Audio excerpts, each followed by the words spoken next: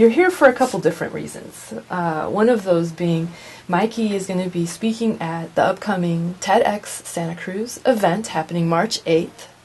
And Mikey, I'm so excited. You're going to be one of our speakers. And Mikey, you want to give us a little hint about what you're going to be talking about? Yeah, absolutely. I'm really excited too. The talk is going to be about an area that I've been working in for the last few years, and it's really the intersection point between technology and spirituality, in a sense, and it's really coming at it from a very scientific perspective. And the idea is... Wait, say what? Yeah. You're talking about technology and spirituality and coming at it from a scientific point of view. There's so many possible contradictions going on in that statement there, Mikey. It would seem contradictory, but actually in practice there's really no problem at all. Most of the contradictions are just about the beliefs that people hold and the ideas people hold. But if you can get past those beliefs and ideas, it's actually a beautiful and perfect combination. I would even say that this is like one of the coolest and most interesting uses that we can have for technology, in the sense that what better use for technology can we imagine than getting directly to the heart and soul of how we feel as human beings right now in this moment. In a sense, getting to the underlying causes of where stress comes from, where human suffering comes from, where all of these constant mentally caused distresses that we feel all the time, where all that stuff comes from. Technology can help us get there. Woo! Wow. Mikey, my head is a little blown there. And you need some technology to fix it. I do, and I need some BioFluent Technology, which happens to be the name of your company. Yes. BioFluent Technologies, and these are tools for integrating the body, mind, and spirit. I believe that's your tagline. And if y'all want to go there, if you're not driving and you want to take a look, you can go to biofluent.com. That's BIOFLUENT.com. And part of the reason why we have Beau Silver here is because Beau has been helping you with one of your projects through BioFluent. And Beau, congratulations, you just graduated from Stanford. You just got your, is it an MF? It's an MA in Music, Science, and Technology. Music, Science, and Technology at the Stanford Center for Computer Research in Music and Acoustics. And what a wonderful thing. And so you are a computer-generated musician? What do you... I would say that I'm a computer programmer and a composer. And, technology, the way we use music right now is it's all on computers, basically. I saw your array of records out in the hallway, which was refreshing. But analog, baby. Yeah.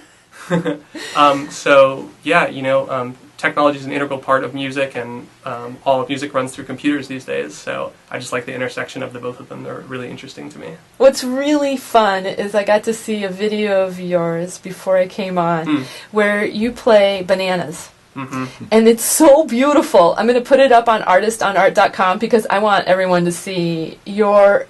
if you close your eyes, you would have no idea that you were playing bananas. Mm-hmm. But you are playing bananas. And what were you using? Were you using something? I was using the Makey Makey. The Makey Makey, which happened to be your brother's... my brother's tech project. That's right, the Makey Makey.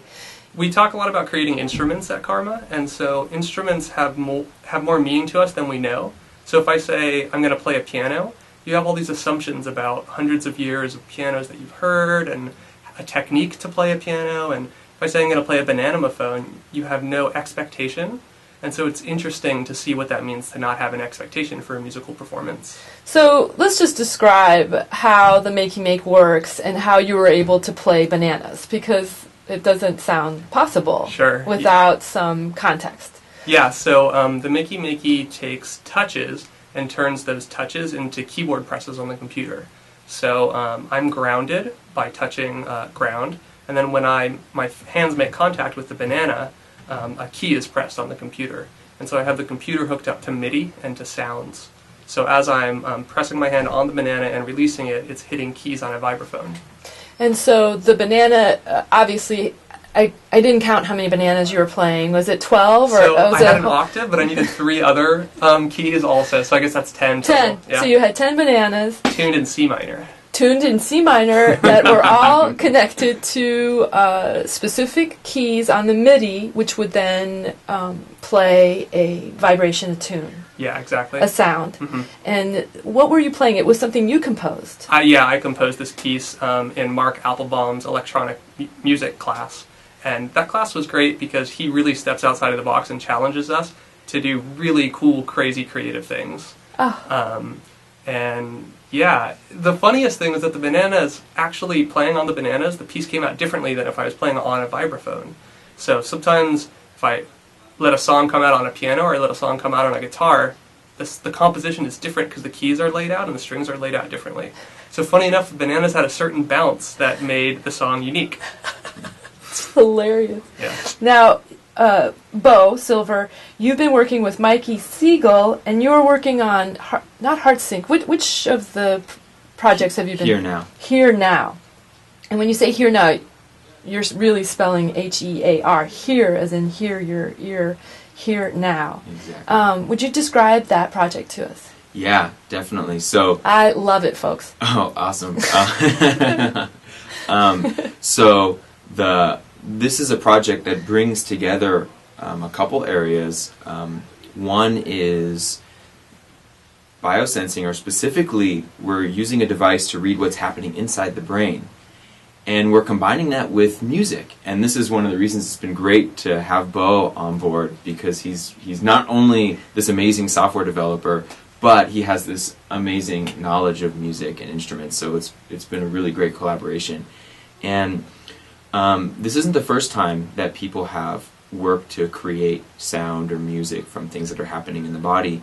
But what we're trying to do is create really more of a consumer-oriented product around this. So we're trying to make a really engaging, interesting, and dynamic musical experience based around what's happening inside your brain or inside your mind. So how do you get the inside of my brain? Are you going to stick a needle in there? What do you do?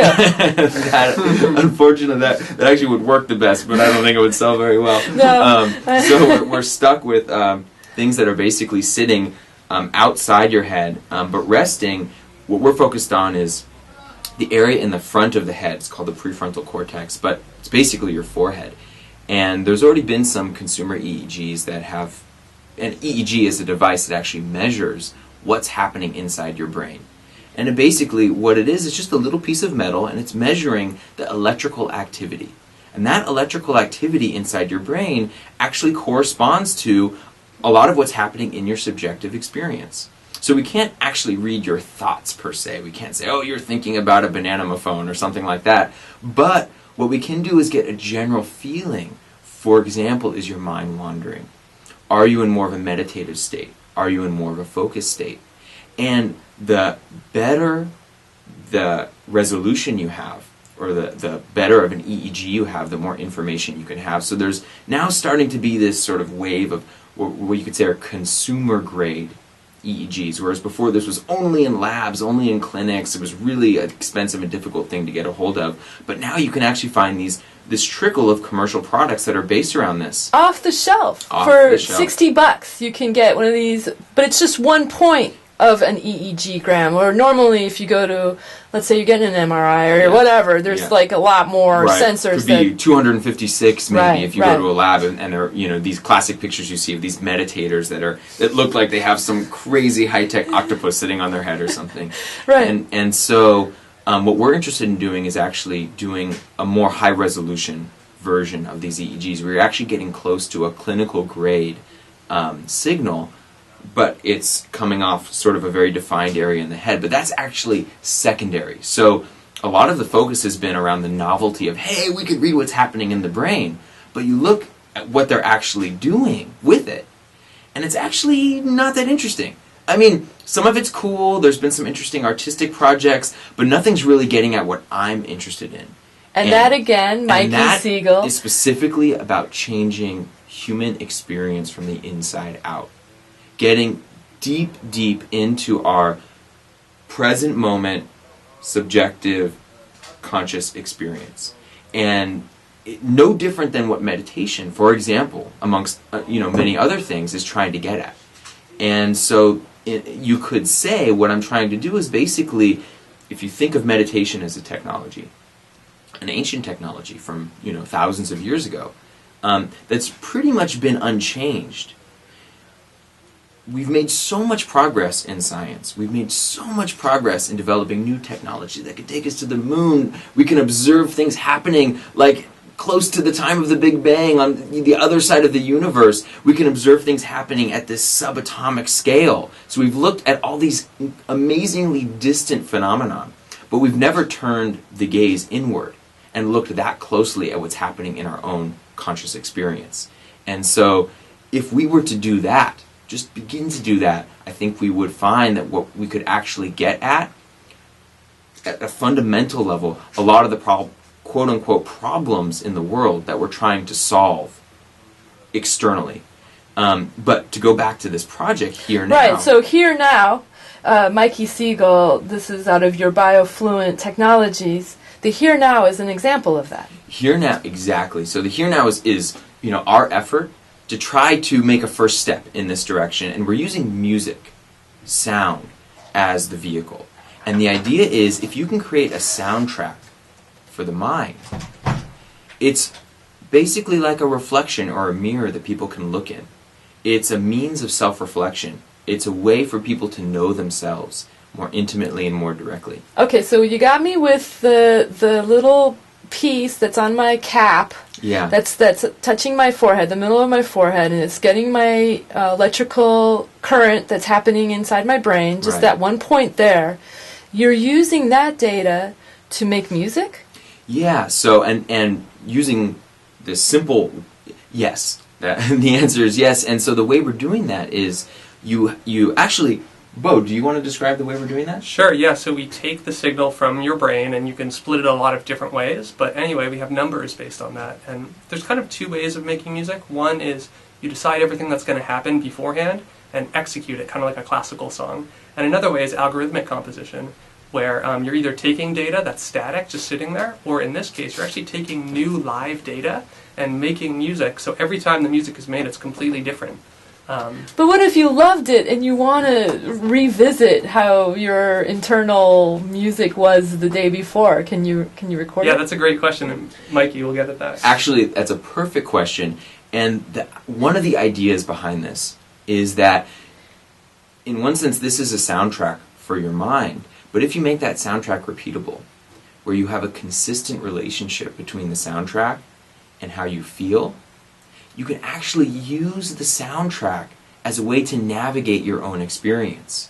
If you know what the sound of focus is, if you know what the sound of meditation is, and you're hearing the soundtrack and it's the sound of mind wandering, you can actually, in a sense, surf or navigate through this whole musical space and arrive at your new destination. And that new destination will not only have sort of a sonic or musical representation, but it will correspond directly to how you feel in that moment. That is really amazing. Mikey Siegel talking to us about his product, Hear Now, H-E-A-R, that is, you're hearing it now. And you're making music with your own brainwaves.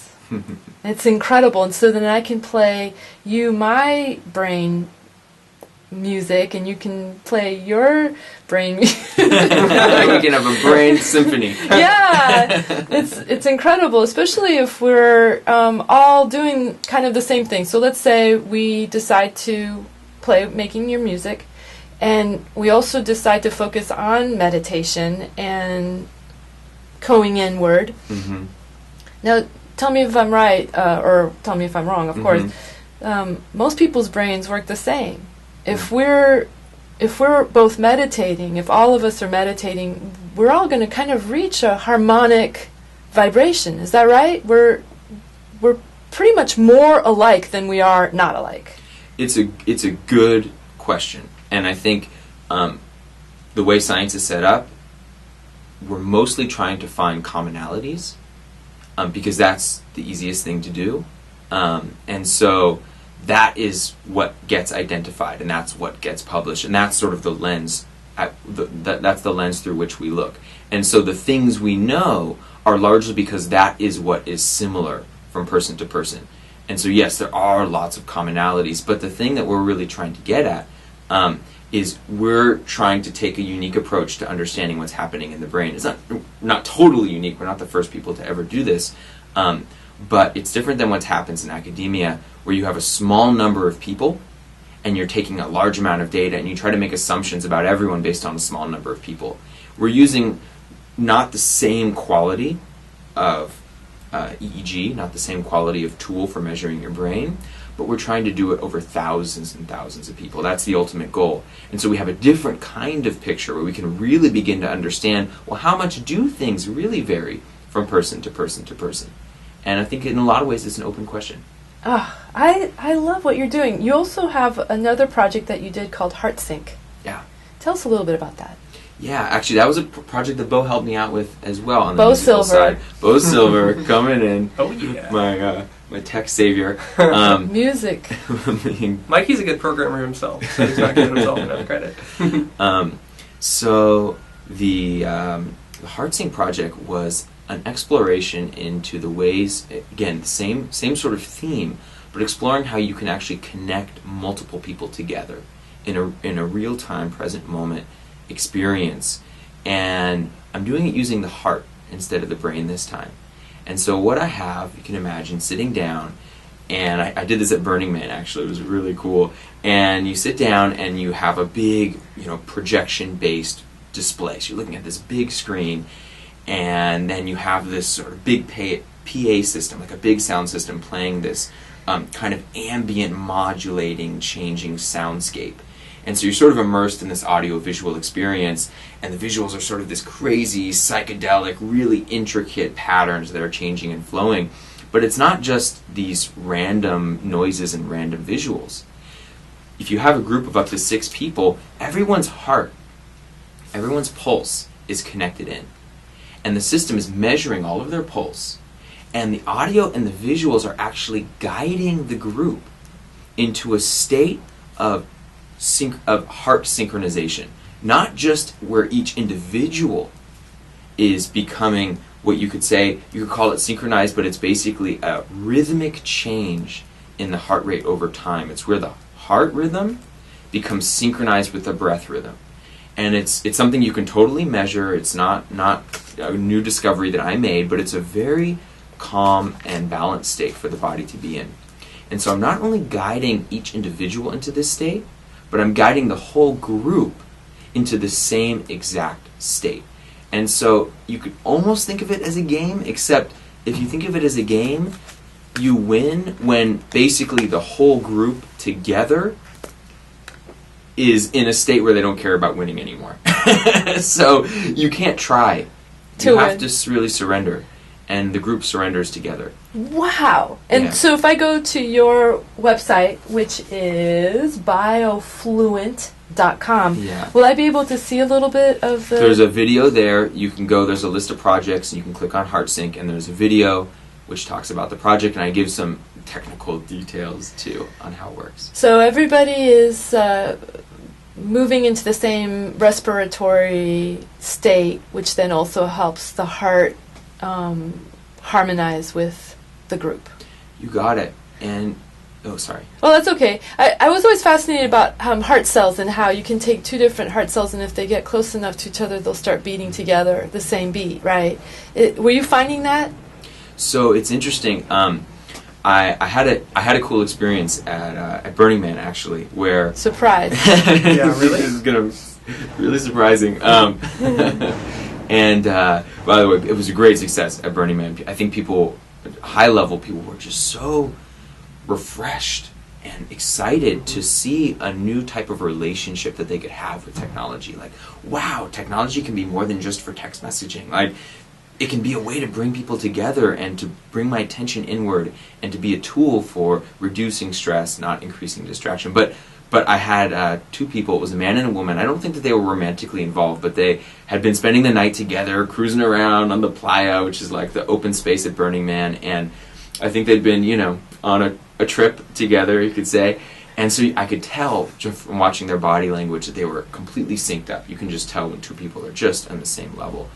And so they sat down to do the Heartsynch, and there's usually a breath guide.